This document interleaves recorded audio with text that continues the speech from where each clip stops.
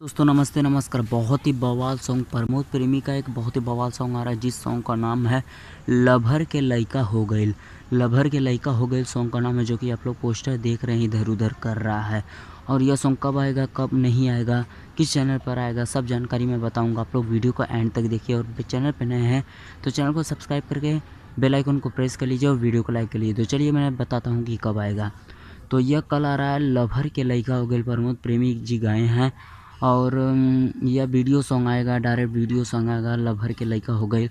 कर आ रहा है वर्ल्ड वाइड रिकॉर्ड भोजपुरी पर, world wide record Bhojpuri channel पर।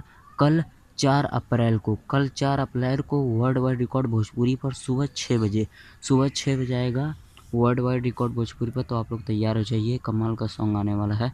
तो बस सुबह में आएगा, आप लोग वेटिंग करिए थोड़ा सा, क्योंकि और मैं अपडेट बनाता रहता हूँ, तो थोड़ा आप लोग मुझे भी सपोर्ट करिए, ठीक है। तो अब अपडेट पसंद है तो वीडियो को लाइक करके, चैनल पे नए तो चैनल को सब्सक्राइब करके रख लीजिए। और बवाल बवाल सॉन्ग आने वाला है। तो थैंक यू, लव यू।